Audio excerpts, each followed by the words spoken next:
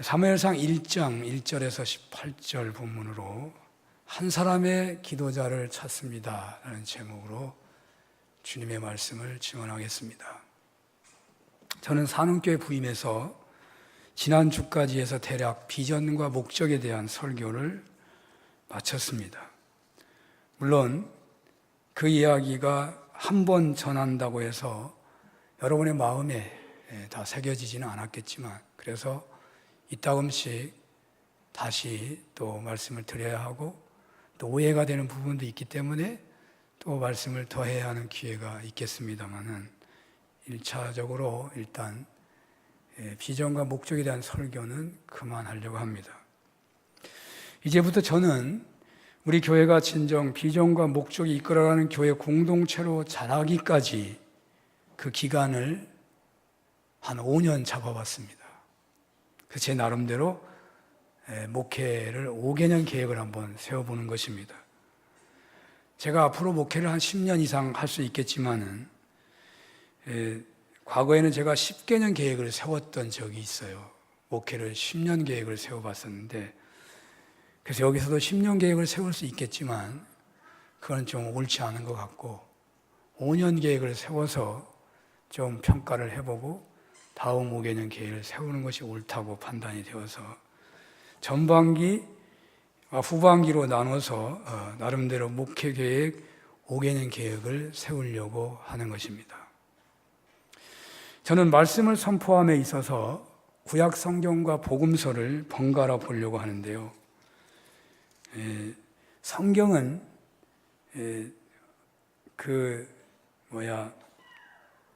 마태복음이다, 누가복음이다라고 할 때 그 마태복음 몇 장 몇 절, 그 다음에는 누가복음 몇 장 몇 절 이렇게 설교할 수 있겠지만, 성경이 기록된 목적은 그 성경이 한 책 한 책 다 읽어지기를 원해서 기록되었다고 저는 봅니다.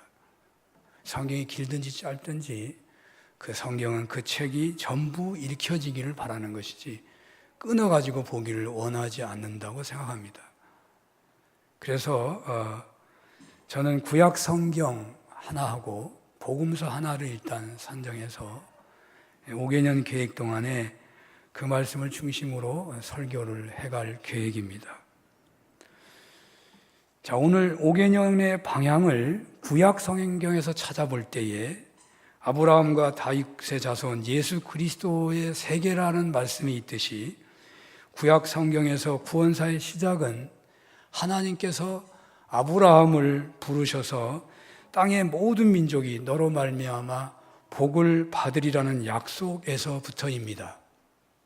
그 약속은 이스라엘 민족이 가나안 땅을 완전히 차지한 후 모든 민족의 구원의 통로가 될 것이라는 의미가 있습니다.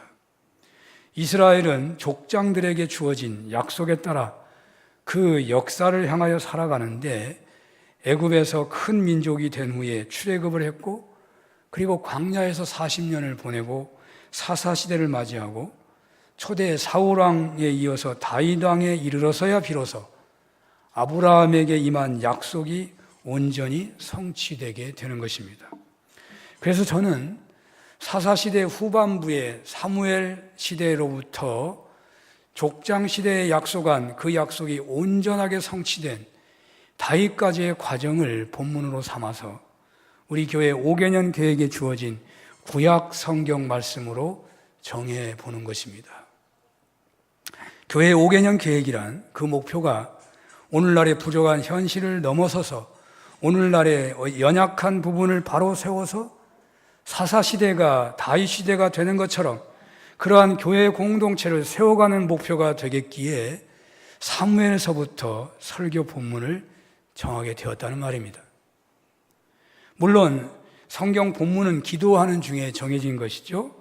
그런데 또 생각한 것이 있는데, 그것은 올해가 창립 40주년이 된다는 점입니다. 그래서 어떤 성경이 좋을까? 성경을 전체적으로 생각해 보았습니다. 구원사의 틀에서 볼 때에 큰 성경 전체에 큰 봉우리가 3개 있는데, 하나는 아브라함이고 둘째는 다윗이고 셋째는 예수 그리스도이십니다.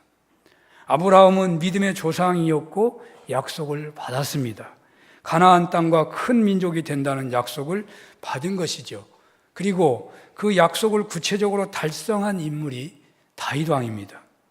그런데 그 다윗 왕조가 오래가지 못하고 하나님의 뜻대로 쓰임받지 못하고 망하게 되자 이스라엘은 제2의 다윗 왕인 그리스도를 갈망하게 됩니다.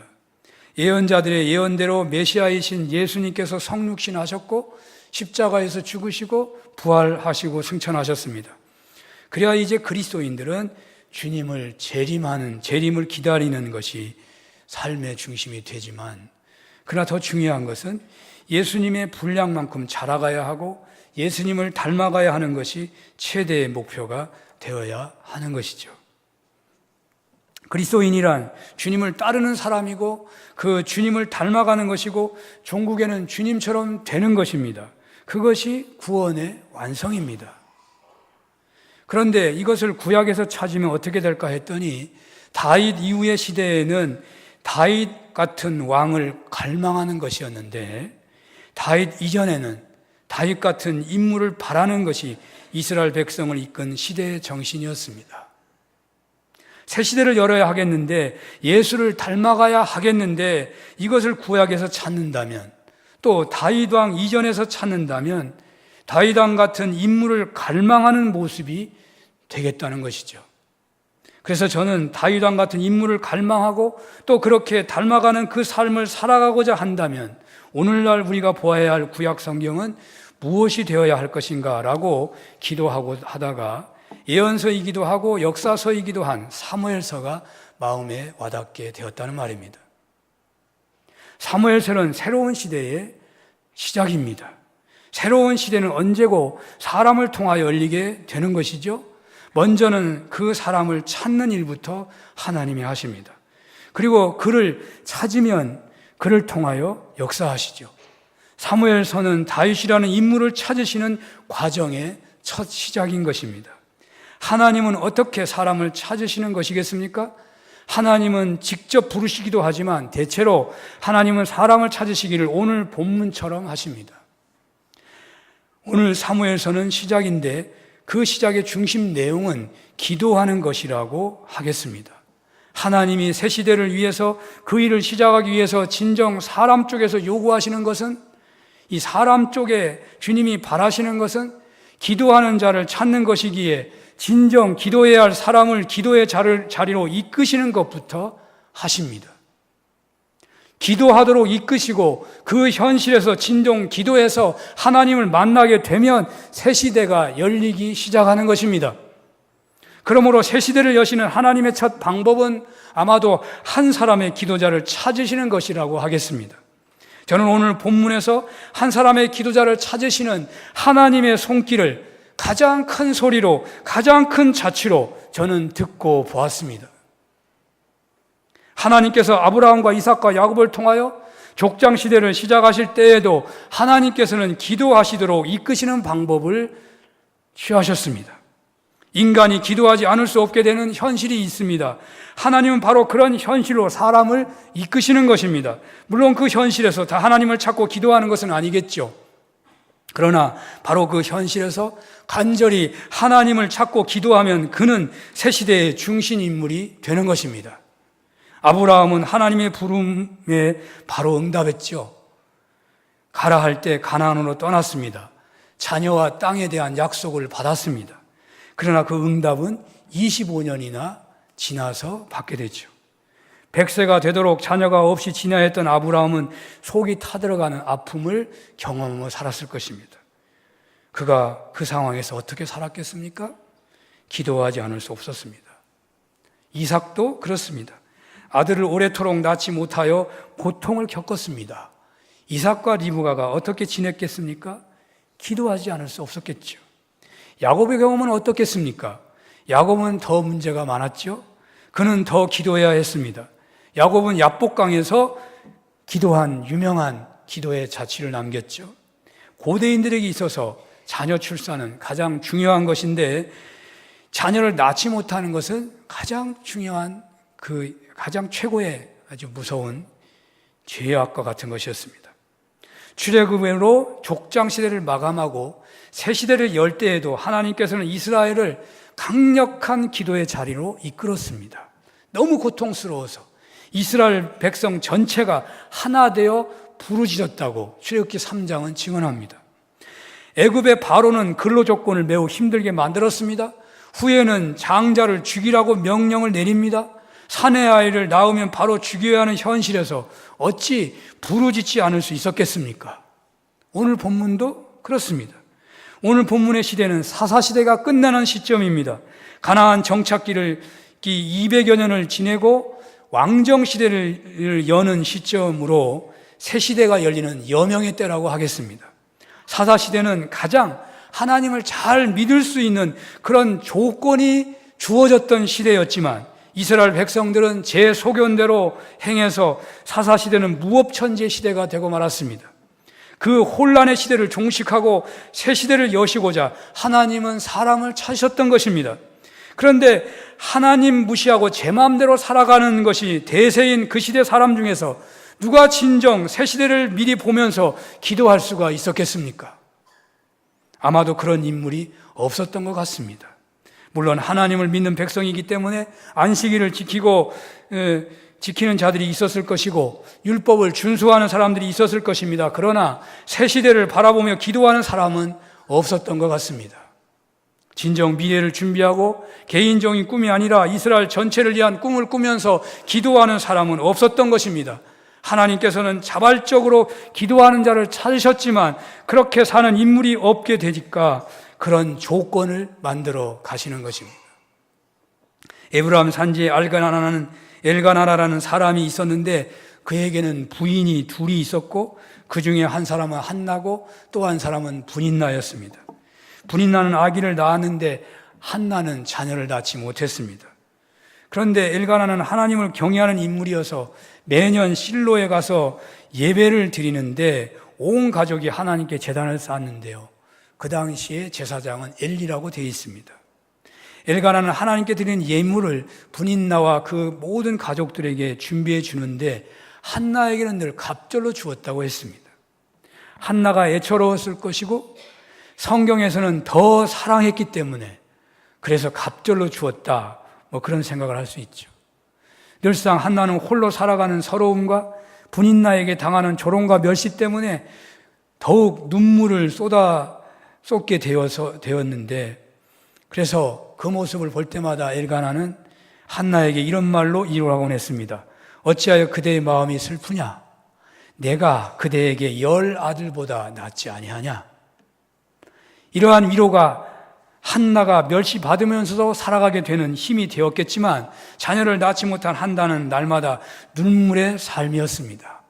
하나님께서는 여기에서도 기도하도록 몰아가시는데 족장들의 경우와 똑같이 자녀 출산의 문제를 사용하고 계시는 것이죠. 그 시대 인생들에게 최대의 걸림돌은 자녀가 없는 것이잖아요. 당신은 어떻게 하겠습니까? 병원에 가겠습니까? 기껏 전문가라야 무당이나 술사나 우상숭배 일터인데 하나님을 믿는 사람들에게는 하나님께 매달리는 방법 말고는 더 취할 것이 없는 것입니다. 하나님께서는 기도하는 여인 한나로 하여금 기도하도록 이끌었던 것입니다.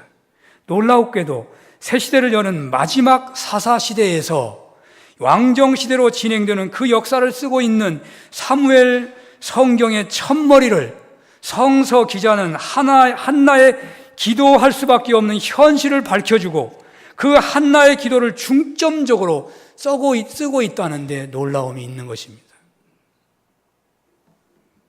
성경을 조금만 깊이 본다면 하나님께서 아브라함을 부르실 때 설계하셨던 가나안 땅에 세우시고자 하셨던 그 신정 왕국을 사사시대를 종식하고 열게 되는데 바로 그 시작을 한나라는 여인의 기도로 시작하고 있다는 것을 보여주고 있다는 말이에요.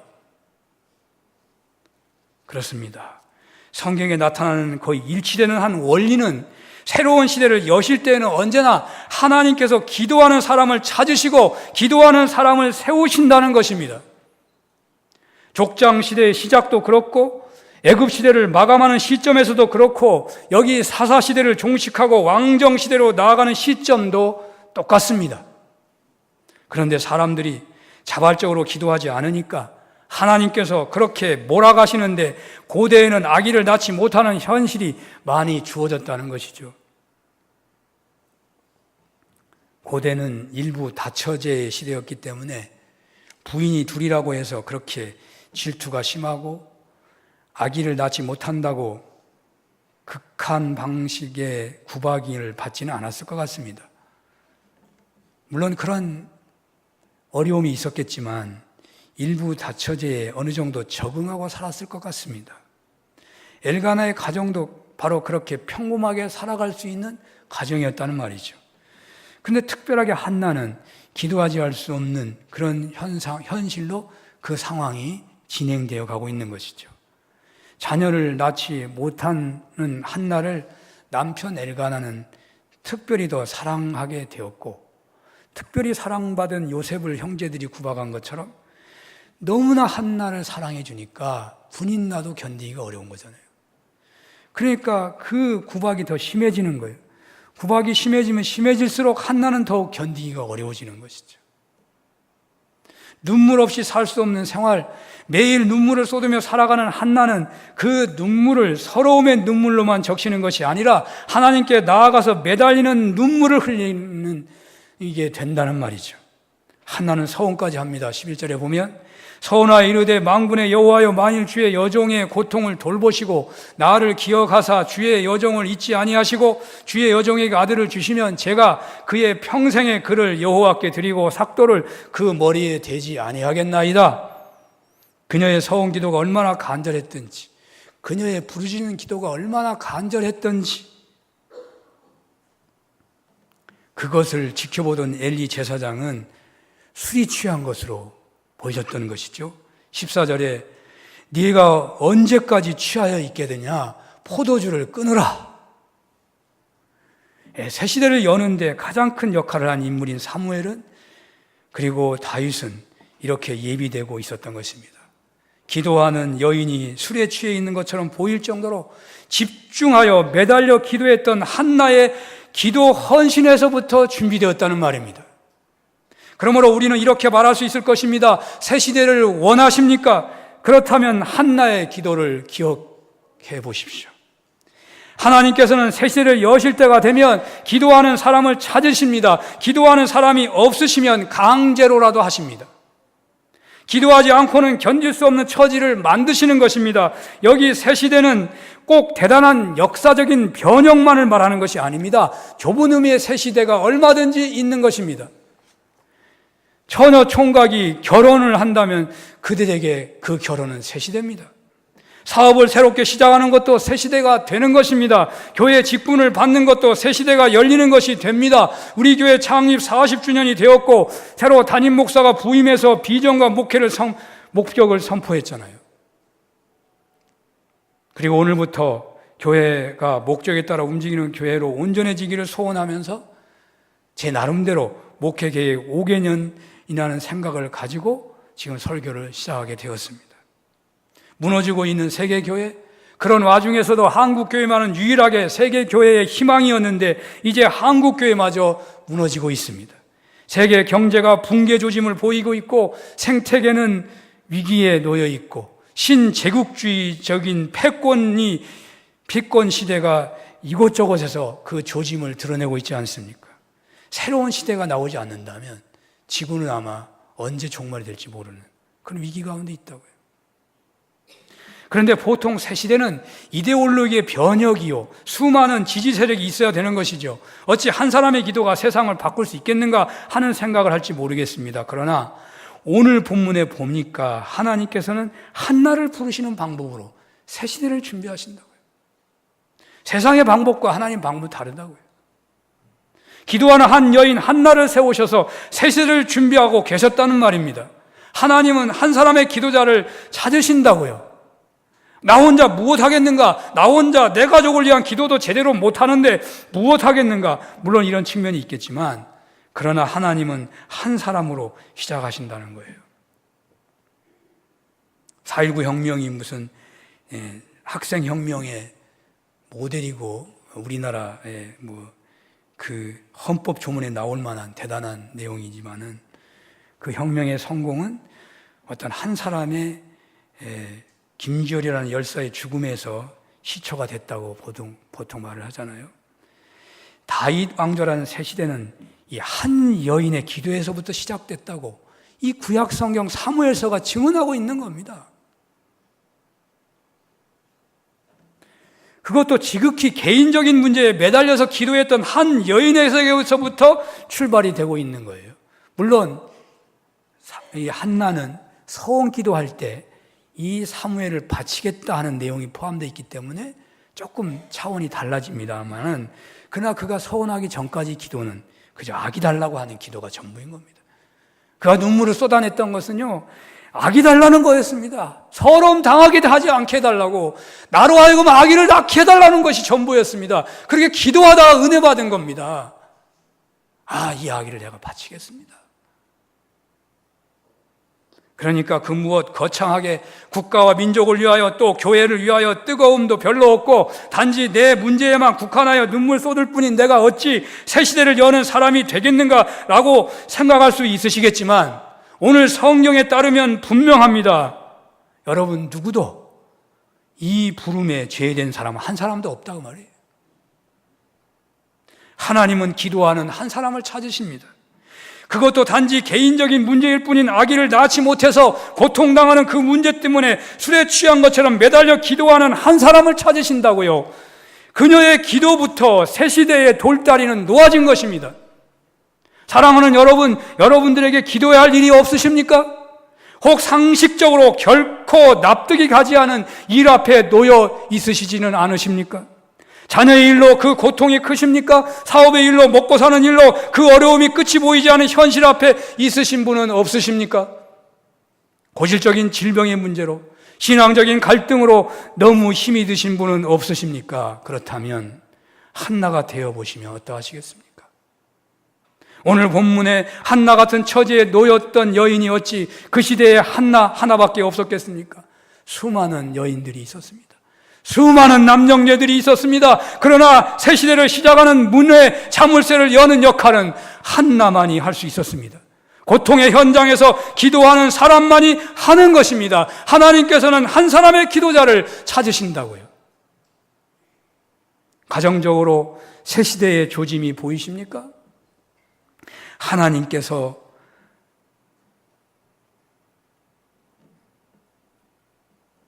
찾으시는 대상이 혹시 내가 아닌가 한번 생각해 보십시오. 새 시대를 열어야 하겠습니까? 여러분 개인적으로 어떤 새 시대가 열려야 하겠습니까? 하나님께서 기도하라는 사인입니다. 이런 은혜로 새 시대의 주역들이 되시기를 축원합니다. 개인적으로 도대체 기도할 이유도 기도할 시간도 없으시다고요? 그렇다면 창립 40주년을 생각해 보시기 바랍니다. 광야 시대는 특별한 은총으로 만나와 메추라기 반석에서 솟는 물을 먹으면서 살았는데, 그러나 이스라엘은 불평, 불만, 원망의 삶이 전부였던 것으로 성경에서 볼 수 있습니다. 이들의 광야 40년처럼 산운교회도 이제 광야 40년을 종식하고 가나안의 시대로 나아가야 하겠습니다. 가나안의 시대는 하나님 약속을 붙잡고 땅을 정복하는 그런 시대입니다. 만나 메추라기, 반석에서의 물, 불기둥, 구름기둥 없어졌습니다. 가나안에서는 다 없어졌습니다. 약속의 말씀 순종하며 전진하는 그런 시대입니다. 여러분, 어느 시대가 좋아 보입니까? 가나안 시대가 좋아 보입니까? 광야 시대가 좋아 보입니까? 육신적으로는 광야 시대가 좋을 것 같습니다. 하나님이 다 주시고 기적의 시대이니까 말이죠. 그러나 영적으로는 가나안 시대가 성장한 시대입니다. 광야 시대는 어린아이 시대라면 가나안의 시대는 청년 시대입니다. 이제 우리 교회가 광야 시대를 종식하고 가나안 시대로 나아가야 하지 않겠습니까? 누가 새 시대를 열겠습니까? 한나처럼 기도하는 사람 아니겠습니까? 이번 주간부터 3주간에 걸쳐서 다음 세대들의 특별한 수연의 성경학교가 있습니다. 누가 다음 세대를 위해 예수님을 대신하여 섬길 수 있겠습니까? 다음 세대들이 교회가 마음의 고향이 되도록 누가 그렇게 해줄 수가 있겠습니까? 여러분을 사랑했던 부모님들이 계시니까 그 고향을 가고 싶은 것입니다. 친정에 가고 싶은 것입니다. 다음 세대들에게 정말 우리 교회가 그들의 마음의 고향이 되지 않는다면 그들이 장성해서 교회를 찾는다는 보장이 거의 없습니다. 이번 한 주간 더위와 싸우면서 이열치열 하시면서 기도 대열에 서주시고 섬기는 대열에 서주시기를 바랍니다. 오늘 본문에서 하나만 더 언급하겠는데요. 한나가 새 시대를 여는 기도자가 되었던 것은 단순히 자기 고통이 너무 커서 부르짖어 기도했기 때문만이 아니라는 것입니다. 오늘 17절, 18절 한번 보셨으면 좋겠습니다. 우리 다 같이 한번 읽어보겠습니다. 엘리가 대답하여 이르되 평안히 가라. 이스라엘 하나님이 네가 기도하여 구하는 것을 허락하기를 원하노라 하니 이르되 당신의 여종이 당신께 은혜 있기를 원하나이다 하고 가서 먹고 얼굴에 다시 근심빛이 없더라. 아멘. 한나는 기도하고 제사장인 엘리의 축복을 하나님의 축복으로 듣고 하나님의 응답으로 믿고 다시는 그의 얼굴에 근심빛을 띠지 않았다는 말입니다. 예수님께서 공생애 중에 수많은 기적을 행하셨습니다. 그런데 그 응답과 기적에는 늘 이런 말씀이 있었습니다. 네 믿음대로 될지어다. 내 믿음이 너를 치료했느니라. 어떤 경우에는 믿음이 적은 자들아 그러셨고 믿는 자들에게 능치 못할 일이 없느니라고 하셨습니다.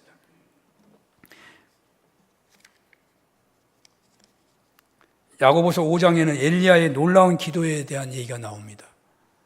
그 엘리야가 불이 내려오는 그런 놀라운 기도를 한 것은 엘리야가 무슨 능력이 있어서가 아니고 그가 믿음으로 기도했기 때문에 너희들과 똑같은 성정의 사람인데 믿음으로 기도했기 때문에 그런 역사가 나왔다고 행함을 강조하는 야고보서에 그런 얘기가 나온다니까요. 여러분 야고보서는 거의 행함만 얘기하잖아요. 그런데도 엘리야의 기도의 예를 들어서 얘기하는 거예요. 그런 능력인 기도가 어디서 나오느냐? 믿음의 기도에서 나온다는 거예요. 부르짖어 기도하고 통곡으로 기도할 수 있어요. 어려우면. 그러나 자신의 마음의 고통을 달래는 한풀이식의 기도에만 머물러서는 곤란한다는 말이죠. 부르짖어 기도하는데 그 기도에 믿음이 신뢰한다는 말입니다. 오직 믿을 곳이 하나님뿐이어야만 하는 것입니다. 다른 거 다 쏘아봤지만 다 소용없는 것을 본 것처럼 오직 하나님만이 해결자가 되신다는 믿음이 필요합니다. 반드시 이루어져야 한다는 목표도 가져야 합니다. 내가 믿나이다. 혹시 믿음이 부족하다면 내가 믿나이다. 나의 믿음 없음을 도와주소서라고 외치면서 우리는 믿음의 기도를 드려야 할 것입니다. 내가 믿음의 기도를 드렸는지 그렇지 못한지는 기도의 소리가 컸는지 작았는지 있기보다는 기도 후에 자신의 태도에서 알 수가 있습니다. 기도하고도 여전히 우울하고 앞이 캄캄하면 믿음의 기도를 못 드렸다고 해야 할 것입니다. 오늘 본문의 한나는 그의 얼굴에 다시는 근심빛이 없다고 되어 있습니다. 알다시피 엘리 제사장은 훌륭한 제사장이 아닙니다. 당대 사람들이 제 소견대로 막 살았던 것처럼 엘리 제사장의 자녀들도 제멋대로 살았다고 성경은 기록합니다. 제사장의 아들로서 그렇게 행동할 수 있을까? 성경에 그런 내용을 기록해도 되는가 할 정도로 그들은 못된 행동을 하며 살았습니다. 그러니 엘리 제사장이 존경받을 리가 없죠. 아마도 엘리 제사장이 길에 나타나면 사람들이 도망갔을 겁니다. 얼굴 안 보려고 도망갔을 겁니다. 저 사람도 하나님의 종이라고 다닌다고. 그럼에도 한나는요, 엘리 제사장의 축원을 아멘으로 받아들이고 있다고요. 그 축원을 하나님의 축복으로 받아들이고 있다고요. 그리고 그것을 자신의 기도에 대한 하나님의 응답으로 믿게 되었던 것입니다. 하나님께 대한 경외심은 주의 종에 대한 존경으로 나타나는 것입니다. 사람됨은 부족하더라도 직분은 하나님이 주신 것이므로 믿는 것입니다. 혹 이 시간도 설교자의 사람됨이 보일 수 있겠지만 가령 목사님은 한나처럼 그렇게 기도하십니까? 하나님이 찾으시는 기도자가 되고 있습니까? 라고 판단을 하시기 전에 주님이 세운 설교자로 인정하고 하나님께서 나에게 지금 한나 같은 기도자가 되라고 하시는구나 라고 믿는다는 것이에요. 한나처럼 부르짖어 기도하시고 주의 종의 축원에 아멘으로 화답하는 중에 근심빛이 다 사라지게 되시는 은혜가 있으시기를 축원합니다. 기도하겠습니다. 하나님 아버지, 이 시간에 말씀을 주시오니 감사합니다. 하나님이 찾으시는 한 사람의 기도자들이 되게 하여 주옵소서. 예수님 이름으로 기도합니다. 아멘.